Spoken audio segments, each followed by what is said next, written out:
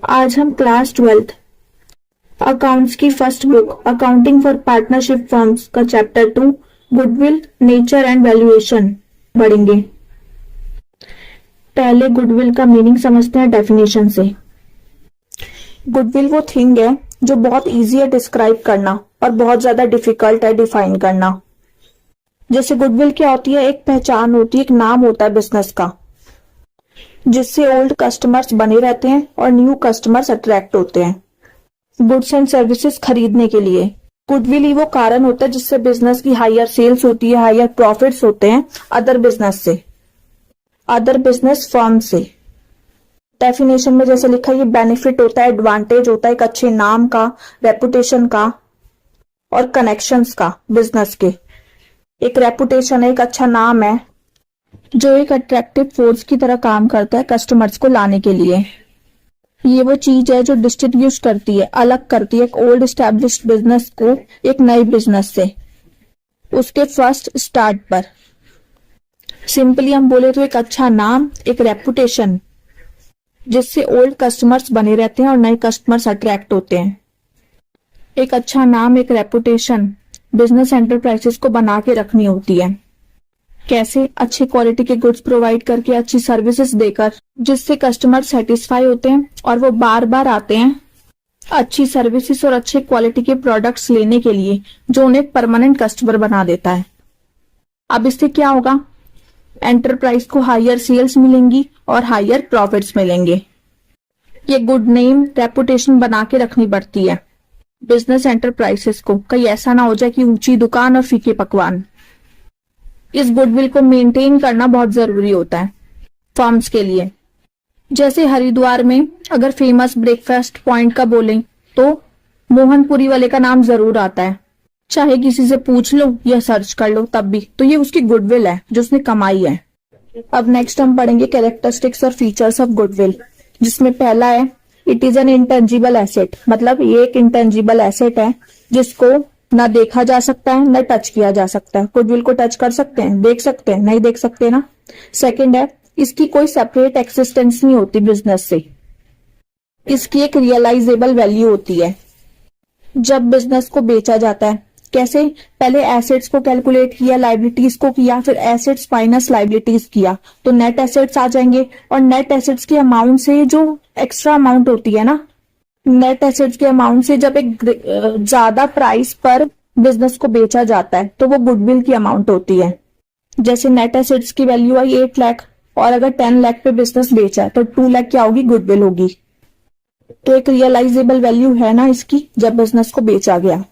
अब थर्ड है जो वैल्यू होती है गुडविल की, वो एक सब्जेक्टिव असेसमेंट होता है वैल्यूअर का, क्योंकि इसको कैसे नापते हैं? ब्रांड रेपुटेशन से और कस्टमर लॉयल्टी से।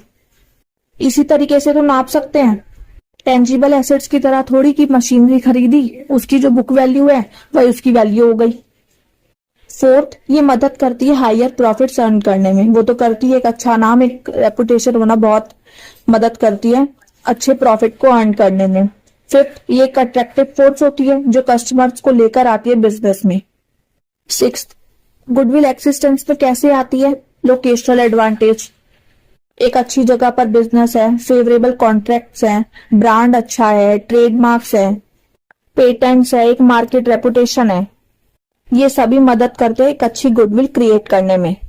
इन सब के अकॉर्डिंग तो वैल्यूअर कैलकुलेट करता है गुडविल की वैल्यू को। अब नेक्स्ट है नीड फॉर वैल्यूइंग गुडविल। क्या जरूरत है गुडविल को नापने की? क्यों नापा जाता है? हम पार्टनरशिप पढ़ रहे हैं तो उसमें क्या है, बहुत सारे सर्कमस्टेंसेस होते हैं। जैसे कभी प्रॉफिट शेयरिंग रेशो में चेंज आ रहा है, न्यू पार्टनर को एडमिट किया जा रहा है, मतलब admission of a partner retire हो रहा है या पार्टनर की डेथ हो जाती है, ठीक है, और पार्टनरशिप को बेच देते हैं, या जब 2 और मोर फर्म्स को जोड़ा जाता है साथ में, ठीक है। ये सभी सर्कमस्टेंसेस में क्या होता है, गुडविल को कैलकुलेट करने की जरूरत पड़ती है। अब वो क्यों पड़ती है वो हम जब हर एक चैप्टर पढ़ेंगे ना तो उसमें हमें पता चल जाएगा अच्छे से। जैसे जो नेक्स्ट चैप्टर है change in the profit sharing ratio है, तो उसमें हम पढ़ेंगे कि इसमें की जरूरत पड़ी है गुडविल को नापने की। ऐसे एडमिशन ऑफ पार्टनर, रिटायरमेंट, ये सब पढ़ेंगे तो हमें समझ में आ जाएगा। अब गुडविल भी दो तरह की होती है, पहली होती है परचेज गुडविल, दूसरी होती है self generated goodwill. Purchase goodwill वो गुडविल होती है जो एक फर्म खरीदती है, एक्वायर करती है पेमेंट करके उसके लिए। कैसे? जैसे ए बी बिजनेस फर्म है, उसने क्या किया, 10 लाख रुपए में किसी और के बिजनेस को खरीदा। अब उसके एसेट्स थे 20 लाख के, लाइबिलिटीज थी 12 लाख की, तो माइनस किया तो आया 8 लाख। पर उसने तो 10 लाख पेमेंट की थी ना, जो 2 लाख एक्स्ट्रा उसने पेमेंट की वो किसके लिए की? गुडविल के लिए। तो पैसे पे किए ना, तो ये क्या हुई? परचेज गुडविल, वो उसने गुडविल खरीदी है। अब इसके लिए हम पे करते हैं इस गुडविल के लिए, परचेज गुडविल के लिए, इसलिए इसको बुक्स ऑफ अकाउंट में रिकॉर्ड किया जाता है। दूसरी होती है सेल्फ जनरेटेड गुडविल। ये वो गुडविल होती है जो खरीदी नहीं जाती बल्कि कमाई जाती है। कैसे? मैनेजमेंट के एफर्ट्स से, मतलब पार्टनर ने जो भी एफर्ट्स किए उससे नापते हैं, जिसका मतलब खुद के बिजनेस की गुडविल को नापना। जैसे एक मार्केट में बहुत सारी स्वीट शॉप होती हैं, पर आपकी भी क्या एक स्वीट शॉप है, जैसे आपको उसकी गुडविल नापनी है तो कैसे नापोगे? मार्केट रेपुटेशन कैसी है, अच्छा नाम है या नहीं है, गुड क्वालिटी की प्रोडक्ट सप्लाई करते हो, जिससे क्या होता है? कस्टमर अट्रैक्ट होते हैं, हायर सेल्स होती है। इस तरीके से सेल्फ जनरेटेड गुडविल कैलकुलेट की जाती है। ये गुडविल आपने खरीदी नहीं है, पर क्या है? सेल्फ जनरेटेड है, जिससे आपको क्या पता चलेगा? आपके बिजनेस की भी गुडविल है, जिससे आप किसी को कह सकते हो हमारी भी स्वीट शॉप की मार्केट में पहचान है, एक नाम है। अब हमने पढ़ा था गुडविल को कैलकुलेट करने की, वैल्यू करने की जरूरत पड़ती है पार्टनरशिप में, अलग अलग सर्कमस्टेंसेस सिचुएशन में। और ये जो गुडविल है ना, वो 3 तरीकों से नापी जाती है, 3 मेथड्स होते हैं। पहला होता है एवरेज प्रॉफिट मेथड, दूसरा सुपर प्रॉफिट मेथड और तीसरा capitalisation method. Average profit method में भी 2 मेथड होते हैं। पहला होता है सिंपल एवरेज प्रॉफिट मेथड, दूसरा होता है वेटेड एवरेज प्रॉफिट मेथड। अब सिंपल एवरेज प्रॉफिट मेथड में गुडविल को कैलकुलेट किया जाता है, goodwill is equal to average profit multiply by number of years purchase. सबसे पहले एवरेज प्रॉफिट कैलकुलेट करना होता है। इसके लिए जैसे 4 ईयर्स मैंने लिए हैं, उसमें 4 ईयर्स में जितना भी नॉर्मल बिजनेस प्रॉफिट अर्न हुआ है हर एक ईयर, उनको लेंगे और उनका एवरेज निकालेंगे। एवरेज कैसे? ऊपर उन सभी प्रॉफिट्स को, मतलब 4 इयर्स के प्रॉफिट को ऐड करेंगे, अपॉन में 4 रखेंगे तो एवरेज प्रॉफिट आ जाएगा। और नंबर ऑफ ईयर्स परचेज का मतलब होता है नंबर ऑफ ईयर्स, वो साल जिसमें फर्म ने same amount of profit earn किया होता है ऑनरशिप चेंज होने के बाद। और ये जो प्रॉफिट अर्न किया होता है वो क्यों किया होता है? जो उन्होंने एफर्ट्स किए होते हैं पास्ट में, उसकी वजह से जो प्रॉफिट वो अर्न करते हैं, same amount of profit number of years में। अब ये जो नंबर ऑफ ईयर्स परचेज है, इसको कैलकुलेट नहीं करना होता, ये क्वेश्चन में दिया होता है। अब नॉर्मल बिजनेस प्रॉफिट कैलकुलेट करते वक्त ध्यान रखना होता है कि बिजनेस जो नॉर्मली इनकम करता है, एक्सपेंस करता है, उन्हीं को ही लिया जाए प्रॉफिट कैलकुलेट करने के लिए। कोई भी एक्स्ट्रा इनकम या एक्सपेंस को नहीं लिया जाए। अगर एक्स्ट्रा इनकम ऐड कर दिए तो उसको माइनस कर देंगे, और कोई अलग से एक्स्ट्रा एक्सपेंस हुआ है तो उसको हमने माइनस किया होगा, तो नॉर्मल बिजनेस प्रॉफिट कैलकुलेट करने के लिए उसको प्लस कर देंगे, रिवर्स कर देते हैं। अब जैसे क्या किया, नॉर्मल बिजनेस प्रॉफिट कैलकुलेट कर लिया, तो उसमें जो भी एबनॉर्मल लॉसेस होंगे, जैसे loss by fire, loss by theft, ये नॉर्मल लॉस नहीं है, इसलिए इनको क्या कर देंगे? वापस ऐड कर देंगे। ऐसे ही फिक्स्ड एसेट्स को बेचने पर जो लॉस हो जाता है उसको भी ऐड कर देंगे। थर्ड, अगर ओपनिंग स्टॉक को हमने ओवर वैल्यू कर लिया, ओवर वैल्यूएशन हो गया ओपनिंग स्टॉक का, मतलब हायर वैल्यू पर ले लिया है, और अगर अंडर वैल्यूएशन हो गया क्लोजिंग स्टॉक का, जो स्टॉक लास्ट में बच जाता है, तो इससे क्या होता है? प्रॉफिट कम हो जाता है, तो इसको भी क्या कर देंगे? ऐड कर देंगे। कोई भी नॉन रिकरिंग एक्सपेंसेस होते हैं, और अगर कैपिटल एक्सपेंडिचर को रेवेन्यू एक्सपेंडिचर की तरह ले लिया, जैसे मशीनरी परचेज की थी, उसको परचेज अकाउंट में डेबिट कर दिया, तो ये गलत हो गया ना। परचेज तो रिकरिंग हुआ, और मशीनरी को रोज रोज थोड़ी खरीदते हैं, इसलिए इसको भी क्या कर देंगे? ऐड कर देंगे। जितने भी एक्सपेंस है जो नॉर्मली नहीं होते हैं, उनको हमने अगर माइनस कर दिया है, तो उनको क्या करो? वापस ऐड कर दो, सही नॉर्मल बिजनेस प्रॉफिट कैलकुलेट करने के लिए। ऐसे ही जो गेन्स होते हैं, इनकम्स होती हैं, जैसे एबनॉर्मल गेन है, गेन हो गया फिक्स्ड एसेट को सेल करने पर, ओवर वैल्यूएशन हो गया क्लोजिंग स्टॉक का, या अंडर वैल्यूएशन हो गया ओपनिंग स्टॉक का, तो इससे क्या होता है, प्रॉफिट की वैल्यू बढ़ जाती है, जो नॉर्मल बिजनेस प्रॉफिट को कैलकुलेट करने के लिए सही नहीं है, इसलिए इसको माइनस कर देते हैं। ऐसे नॉन रिकरिंग इनकम हो गई, income from non trade investment हो गया, ये नॉर्मल बिजनेस एक्टिविटीज से रिलेटेड नहीं है। अगर पार्टनर्स की रेम्यूनरेशन है, अगर उसको डिडक्ट नहीं किया तो वो भी माइनस कर देंगे, देनी होती है ना पार्टनर को, इसलिए माइनस कर देंगे। और अगर कोई और फ्यूचर एक्सपेंस है, जैसे इंश्योरेंस प्रीमियम है, जिसको हमें फ्यूचर ईयर्स में देना है, उसको भी माइनस कर देंगे। तो ये सब जो चीजें पड़ी, ये जरूरी है याद रखनी नॉर्मल बिजनेस प्रॉफिट को सही कैलकुलेट करने के लिए। इसके बाद एडजस्टेड प्रॉफिट आ जाएगा, फिर एवरेज बिजनेस प्रॉफिट को कैलकुलेट कर लो। नॉर्मल बिजनेस प्रॉफिट को ऐड करो, डिवाइडेड बाय 3 या 4 कर लो, अगर 3 साल का लिया है तो 3, अगर 4 साल का लिया है तो 4, मल्टीप्लाई करो नंबर ऑफ ईयर्स परचेज से और गुडविल आ जाएगी। अब इसको एक एग्जांपल से समझते हैं। एवरेज प्रॉफिट मेथड से कैलकुलेट करना है जब पास्ट एडजस्टमेंट दिए होंगे। सिमरन ने परचेज किया नीता का बिजनेस 1 अप्रैल 2024 को, और ये अग्री किया गया कि जो गुडविल की वैल्यू की जाएगी वो 3 इयर्स परचेज पे की जाएगी, एवरेज नॉर्मल प्रॉफिट के लास्ट 4 इयर्स। इसका मतलब जो नंबर ऑफ इयर्स परचेज है वो है 3, और जो एवरेज नॉर्मल प्रॉफिट कैलकुलेट करना है वो 4 इयर्स का करना है। अब हमें यहाँ पर 4 साल का प्रॉफिट दे रखा है, 90,000 है, 1,60,000, 1,80,000 और 2,20,000 ईयर्स के अकॉर्डिंग। अब इसमें कुछ एडजस्टमेंट्स भी दी हुई हैं जो हमें सही नॉर्मल प्रॉफिट कैलकुलेट करने के लिए करनी होंगी। सबसे पहले टेबल बनाते हैं। ईयर एंडेड 31 मार्च 2021, ऐसे ही 22 का, 23 और 24 का बनेगा। फिर प्रॉफिट लिखेंगे उनके सामने, उनके अकॉर्डिंग 90,000, 1,60,000, 1,80,000 और 2,20,000। अब पहली एडजस्टमेंट पढ़ते हैं। ड्यूरिंग द ईयर एंडेड 31 मार्च 2021 एक एसेट को सोल्ड किया गया जिसपे गेन हुआ ₹10,000 का। अब ये नॉर्मल गेन तो है नहीं, तो ₹10,000 को माइनस कर देंगे जैसा कि पढ़ा था। अब नेक्स्ट एडजस्टमेंट पढ़ते हैं। 31 मार्च 2022 को क्या हुआ, एक मशीनरी डिस्ट्रॉयड की हो गई एक एक्सीडेंट में, और 30,000 को एक लॉस की तरह दिखा दिया गया प्रॉफिट एंड लॉस अकाउंट में। अब ये जो लॉस हुआ है वो नॉर्मल लॉस तो है नहीं, तो इसको क्या कर देंगे, वापस से ऐड कर देंगे जो हमने डिडक्ट कर दिया था। ठीक है। अब थर्ड है, during the year ended 31 March 2023 firms asset को क्या हुआ, इंश्योर नहीं किया गया, और इंश्योरेंस प्रीमियम को पे करना होगा, तो वो है ₹10,000।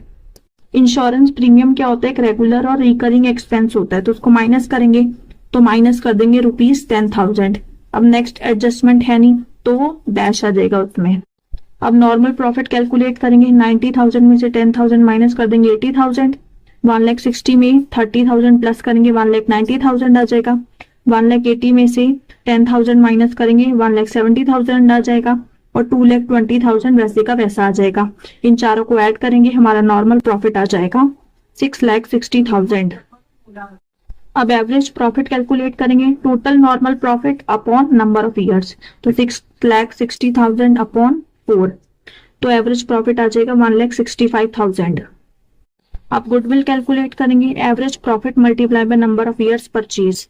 एवरेज प्रॉफिट आया 1,65,000 multiply by number of years purchase दे रखा था क्वेश्चन में 3, तो हमारा गुडविल आ जाएगा ₹4,95,000। ऐसे ही और भी एडजस्टमेंट्स आती हैं, उनको भी पढ़ लेते हैं ताकि क्वेश्चंस अच्छे से सॉल्व कर पाए। जैसे 1 अप्रैल 2023 को 5 साइकिल्स खरीदी गई थी ₹20,000 में, और गलती से डेबिट कर दी ट्रेवलिंग एक्सपेंस में, मतलब रेगुलर और रिकरिंग एक्सपेंस तो माइनस कर दिया होगा। इस साल क्या हुआ, लॉस हो गया 1,20,000 का। अब इसमें एडजस्टमेंट करते हैं। जो साइकिल कॉस्ट थी ना, उसको हमने गलती से डेबिट कर दिया था प्रॉफिट एंड लॉस अकाउंट में, मतलब माइनस कर दिया होगा। तो अब इसको सही करने के लिए क्या करेंगे, वापस ऐड करेंगे नॉर्मल बिजनेस प्रॉफिट को कैलकुलेट करने के लिए। साथ साथ अब डेप्रिसिएशन भी दिया हुआ था जो @25% चार्ज करना है। अब इसको हम क्या करेंगे, माइनस करेंगे, क्योंकि नॉर्मल बिजनेस प्रॉफिट को कैलकुलेट करने के लिए किया जाता है, जो आएगा 5000। तो पहले 1,20,000 में 20,000 को ऐड करेंगे तो 1 लाख का हो जाएगा लॉस। अब इसमें 5,000 को माइनस करेंगे तो 1,05,000 आ जाएगा लॉस फॉर द ईयर। अब दूसरी तरीके की जो एडजस्टमेंट आ सकती है वो है जैसे एबनॉर्मल गेन हुआ है ₹10,000 का, तो क्या करेंगे, इसको माइनस करेंगे। और अगर दूसरी नेक्स्ट एडजस्टमेंट इस तरीके से आ सकती है कि एबनॉर्मल लॉस हुआ है 20,000 का, तो उसको क्या करेंगे, ऐड करेंगे, नॉर्मल नहीं है ना। अब नेक्स्ट एडजस्टमेंट है जैसे कार को रिपेयर करने के लिए जो खर्चा किया ₹50,000, उसे गलती से डेबिट कर दिया व्हीकल्स अकाउंट में, और करना किसमें था, प्रॉफिट एंड लॉस अकाउंट में। रिपेयर्स क्या होता है, रेगुलर रिकरिंग एक्सपेंस, जिसको डेबिट करना होता है प्रॉफिट एंड लॉस अकाउंट में, उसको कर दिया कैपिटल एक्सपेंडिचर में। तो ये लॉस हुआ फर्म के लिए, तो ₹50,000 को माइनस करेंगे। अब इस पे हमने क्या किया, डेप्रिसिएशन भी चार्ज कर दिया रिपेयरिंग के खर्चे पे, तो डेप्रिसिएशन माइनस किया होगा। अब उसको क्या करेंगे, वापस से ऐड करेंगे, सही नॉर्मल बिजनेस प्रॉफिट कैलकुलेट करने के लिए 5,000।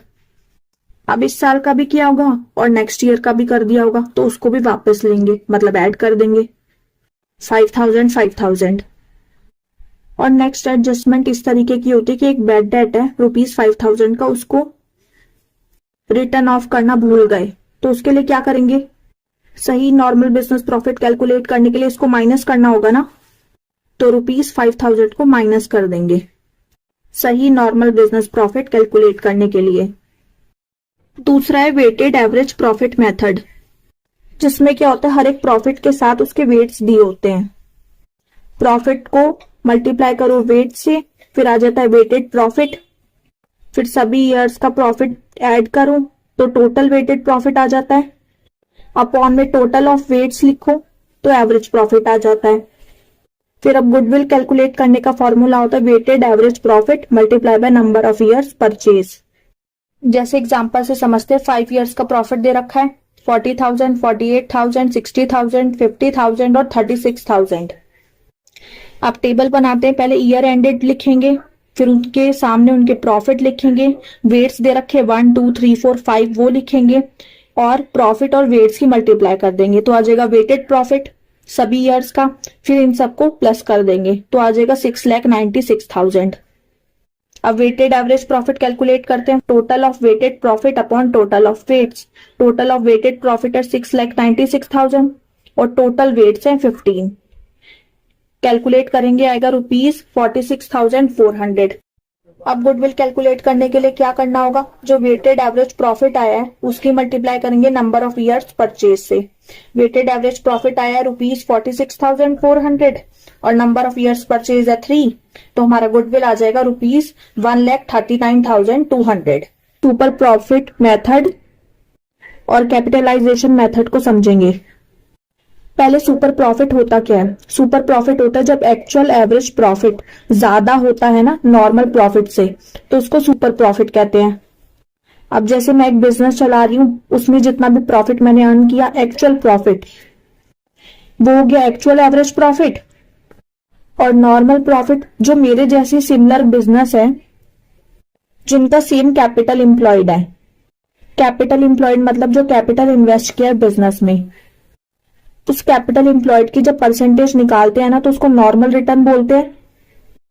एक परसेंटेज दे रखी होती है जिसको नॉर्मल रिटर्न बोलते हैं, जो कैपिटल एम्प्लॉयड का निकालते हैं, जिससे पता चलता है कि कैपिटल एम्प्लॉयड की इतनी परसेंटेज जब निकाली तो पता चलता है कि इतना नॉर्मल प्रॉफिट अर्न किया है। सीधा सीधा मतलब नॉर्मल प्रॉफिट जो वो अर्न कर लेते हैं नॉर्मली। ठीक है, अब एक्चुअल प्रॉफिट और नॉर्मल प्रॉफिट में डिफरेंस क्यों आता है, वो इसलिए आता है क्योंकि ऐसी एंटरप्राइज क्या कर रही होती है, गुडविल होती है उनके पास, इसलिए चाहे सिमिलर ही बिजनेस है पर उनका प्रॉफिट कम है। किस वजह से, क्योंकि उनकी गुडविल नहीं होगी अच्छी, इसलिए। और जिनके पास अच्छी गुडविल है वो सुपर प्रॉफिट को अर्न करते हैं। अब सुपर प्रॉफिट को कैलकुलेट किया जाता है गुडविल की वैल्यू निकालने के लिए। अब सबसे पहले ये जान लेते हैं कैपिटल एम्प्लॉयड को कैसे कैलकुलेट किया जाता है। दो साइड से किया जाता है, पहला होता है लायबिलिटी साइड अप्रोच और दूसरा होता है एसेट साइड अप्रोच। अगर लायबिलिटी साइड से कर रहे हैं तो अगर बैलेंस शीट पढ़ी होगी तो पता होगा कि कैपिटल के साथ क्या क्या आता है। तो कैपिटल मतलब ये कैपिटल कौन सा, पार्टनर्स का कैपिटल, उसमें रिजर्व ऐड करते हैं। और क्या क्या माइनस करना होगा, गुडविल माइनस करनी होगी अगर वो बुक्स ऑफ अकाउंट में एग्जिस्ट करती है तो। फिक्टिशियस एसेट्स को माइनस करना होगा और नॉन ट्रेड इन्वेस्टमेंट्स को। फिक्टिशियस एसेट ऐसे एक्सपेंसेस और लॉस होते हैं जो कंपनी इनकर करती है, मतलब करती है खर्चे। ऐसे क्यों करती है, क्योंकि ये बेनिफिट देते हैं टाइम टू टाइम। जैसे एडवर्टीजमेंट का खर्चा होता है ना, वो फिक्टिशियस एसेट्स में आता है।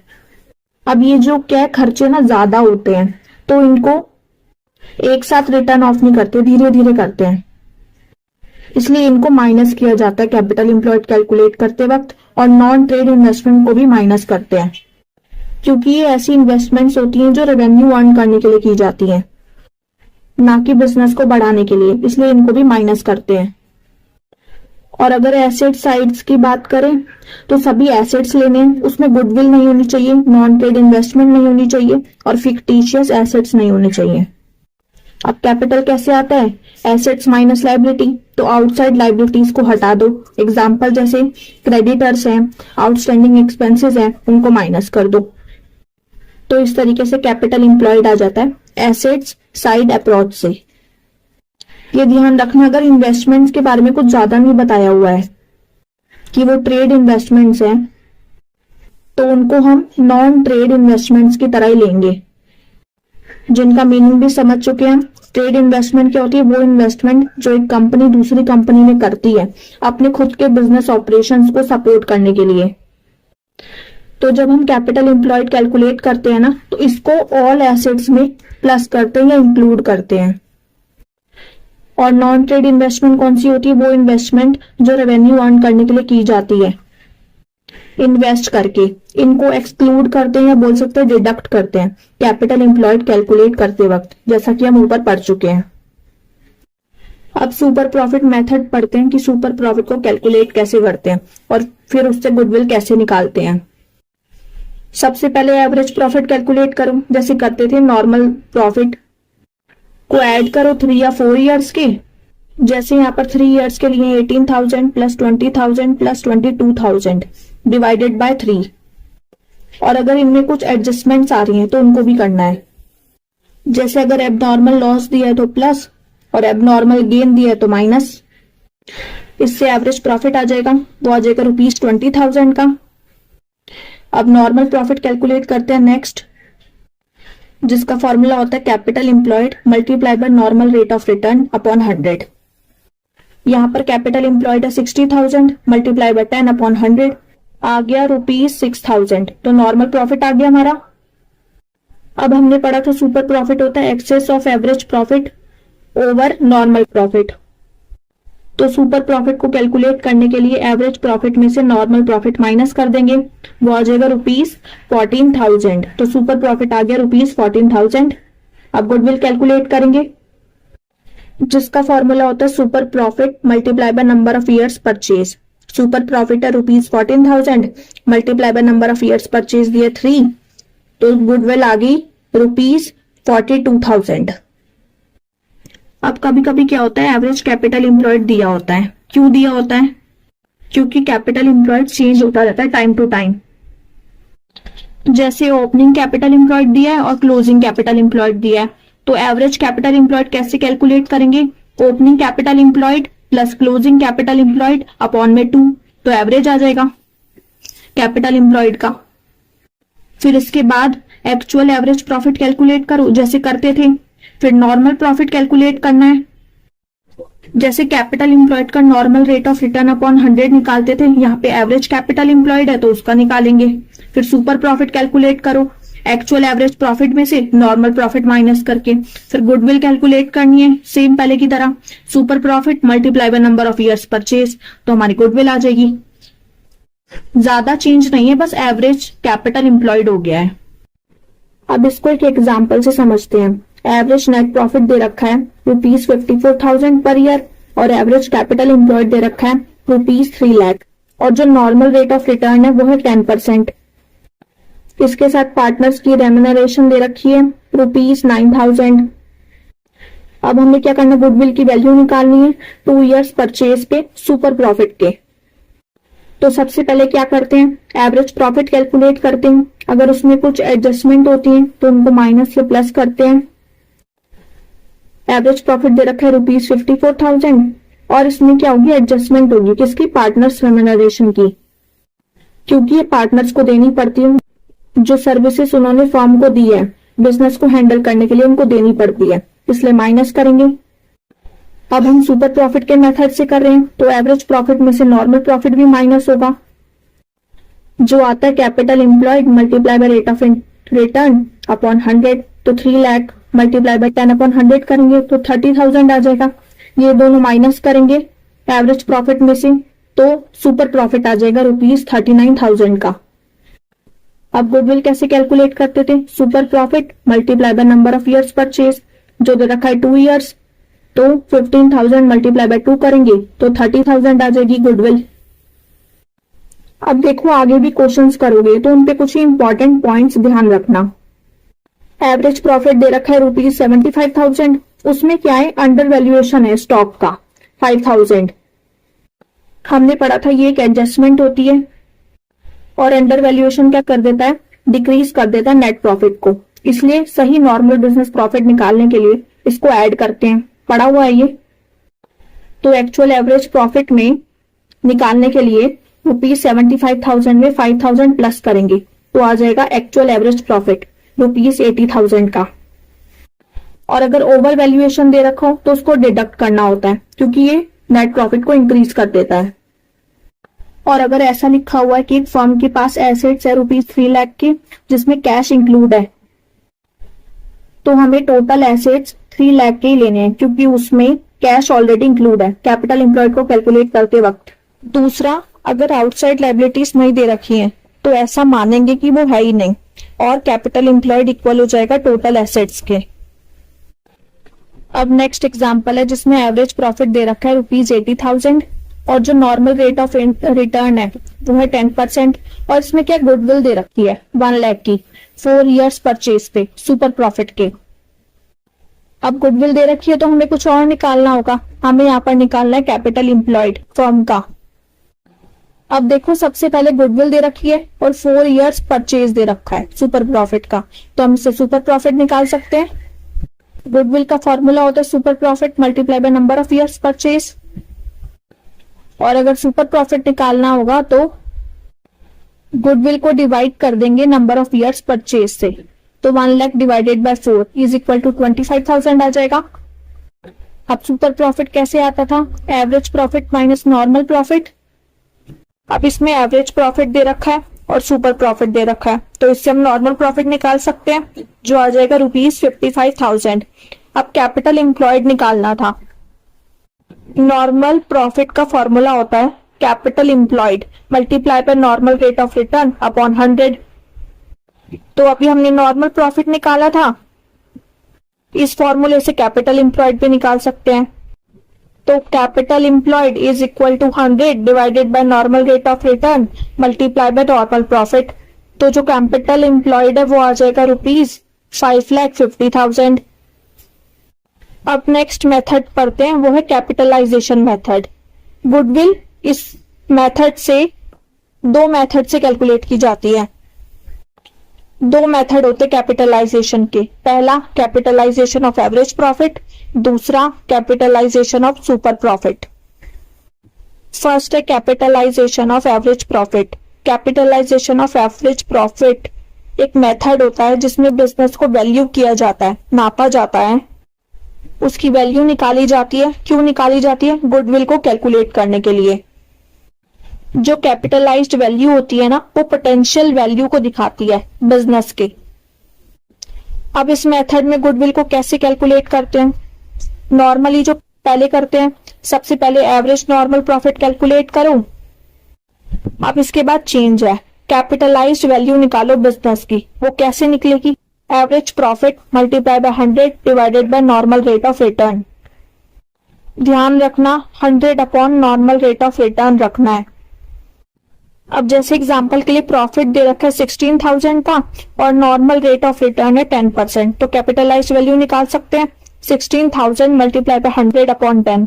कैपिटलाइज्ड वैल्यू आ जाएगी फर्म की ₹1,60,000।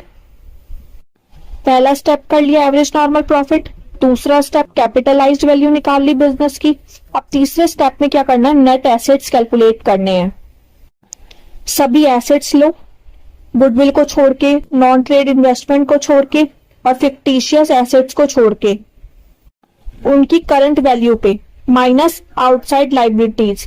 आउटसाइड लाइबिलिटीज को नहीं लेना है, जैसे क्रेडिटर्स और आउटस्टैंडिंग एक्सपेंसेस को माइनस कर देना है। ये एसेट साइड्स अप्रोच वाला फॉर्मूला है कैपिटल एम्प्लॉयड को कैलकुलेट करने के लिए। पर अभी हम क्या कैलकुलेट कर रहे हैं, नेट एसेट्स, तो ध्यान रखना। अब स्टेप 4 में लास्ट क्या बचा, गुडविल कैलकुलेट करना। कैपिटलाइज्ड वैल्यू निकाली थी ना बिजनेस की, उसमें से नेट एसेट्स माइनस कर दोगे तो गुडविल की वैल्यू आ जाएगी। अब मेथड तो पढ़ लिया, अब एक एग्जांपल कर लेते हैं जिससे अच्छे से समझ में आ जाएगा। एक फर्म जो है वो प्रॉफिट अर्न करता है ₹60,000 का और जो नॉर्मल रेट ऑफ रिटर्न है वो है 10%। एसेट्स दे रखे हैं 7,20,000 जिसमें गुडविल नहीं है और लाइबिलिटीज दे रखी है ₹2,40,000 की। अब हमें क्या निकालनी है, गुडविल की वैल्यू निकालनी है। किस मेथड से, capitalisation of average profit method से। उसमें सबसे पहले क्या करते थे, एवरेज प्रॉफिट निकालते थे जो दे रखा है, उसके बाद क्या निकालते थे, कैपिटलाइज्ड वैल्यू निकालते थे। तो कैसे उसका फॉर्मूला होता था, average profit multiply by 100 divided by normal rate of return. तो हमारा कैपिटलाइज्ड वैल्यू आ जाएगी ₹6 लाख। इसके बाद नेक्स्ट स्टेप होता है नेट एसेट्स कैलकुलेट करना। नेट एसेट्स कैसे आएंगे, टोटल एसेट्स माइनस लाइबिलिटीज। तो 7,20,000 में से जब 2,40,000 माइनस कर देंगे तो आ जाएगा ₹4,80,000। अब गुडविल की वैल्यू कैलकुलेट करेंगे लास्ट, जो टोटल कैपिटलाइज्ड वैल्यू निकाली है उसमें से नेट एसेट्स माइनस कर दो तो आ जाएगा गुडविल ₹1,20,000। इजी है, बस फॉर्मूले अच्छे से याद रखने हैं, स्टेप्स अच्छे से याद रखने हैं। अब इसमें कुछ इंपॉर्टेंट पॉइंट्स होते हैं, जैसे क्वेश्चन में कैपिटल अकाउंट भी दे रखा है और करंट अकाउंट भी है। तो जब लाइबिलिटी साइड अप्रोच से कैपिटल एम्प्लॉयड को कैलकुलेट करते हैं तो कैपिटल भी लेना है और करंट अकाउंट भी लेना है। जैसे दे रखा है यश का कैपिटल, करंट कैपिटल, यश करंट अकाउंट, करंट अकाउंट और साथ में क्या आता है, जनरल रिजर्व आता है। और ध्यान रखना अगर कैपिटल अकाउंट का डेबिट बैलेंस है तो उसको माइनस करेंगे, प्लस नहीं करेंगे। अब हमने पढ़ लिया कैपिटलाइजेशन ऑफ एवरेज प्रॉफिट, अब पढ़ते हैं capitalisation of super profit. Capitalisation of super profit का मतलब होता है कैलकुलेट करना मॉनेटरी वैल्यू, जो एक्स्ट्रा प्रॉफिट हम कमाते हैं ना सुपर प्रॉफिट, उसकी मॉनेटरी वैल्यू निकालना। ठीक है, किसके लिए, गुडविल को कैलकुलेट करने के लिए। और ये जो एक्स्ट्रा प्रॉफिट होता है ना सुपर प्रॉफिट, वो नॉर्मल रेट ऑफ रिटर्न से ऊपर होता है, हमने पढ़ा था ना। अब इसके क्या स्टेप्स होते हैं, सबसे पहले इसमें क्या करो, कैपिटल एम्प्लॉयड कैलकुलेट करो। ये सुपर प्रॉफिट की तरह ही होता है। सभी एसेट्स, ऑल एसेट्स, गुडविल नहीं लेनी, नॉन ट्रेड इन्वेस्टमेंट नहीं लेनी, फिक्टिशियस एसेट नहीं लेने, और फिर माइनस कर दो आउटसाइड लाइबिलिटीज को, तो नेट एसेट्स आ जाएंगे, कैपिटल एम्प्लॉयड की वैल्यू आ जाएगी। अब सेकंड पॉइंट में क्या करते थे, नॉर्मल प्रॉफिट को कैलकुलेट करते थे। नॉर्मल प्रॉफिट का फॉर्मूला होता है, पता है, capital employed multiply by normal rate of return upon 100, तो नॉर्मल प्रॉफिट की वैल्यू आ जाती है। इसके बाद क्या करते थे, एवरेज प्रॉफिट कैलकुलेट करते थे पास्ट ईयर्स का, 3 भी हो सकते हैं, 5 साल भी हो सकते हैं, 4 भी हो सकते हैं, किया था ना। इसके बाद क्या करेंगे, अब सुपर प्रॉफिट कैलकुलेट करेंगे, उसका फॉर्मूला होता है average profit minus normal profit. अब लास्ट क्या बचा, गुडविल कैलकुलेट करना, सुपर प्रॉफिट मल्टीप्लाई बाय क्या करना है, 100 divided by normal rate of return. जब सुपर प्रॉफिट मेथड से करते थे तो उसमें क्या आता था, super profit multiply by number of years of purchase. पर यहाँ पे क्या है, कैपिटलाइजेशन मेथड से कर रहे हैं तो super profit multiply by 100 divided by normal rate of return. ध्यान रखना, क्वेश्चंस करोगे तो फॉर्मूले अपने आप याद हो जाएंगे, स्टेप्स अपने आप याद हो जाएंगे। जैसे इसका एग्जांपल दे रखा है, एवरेज प्रॉफिट है ₹60,000 का, नॉर्मल प्रॉफिट है 48,000 का और सुपर प्रॉफिट आ जाएगा ₹12,000। जब 60,000 में से 48,000 माइनस करेंगे, सुपर प्रॉफिट ऐसे तो कैलकुलेट करते हैं, average profit minus normal profit, और नॉर्मल रेट ऑफ रिटर्न दे रखा है 10%। तो गुडविल निकाल सकते हैं, super profit multiply by 100 divided by normal rate of return. तो गुडविल आ जाएगी ₹1,20,000 की।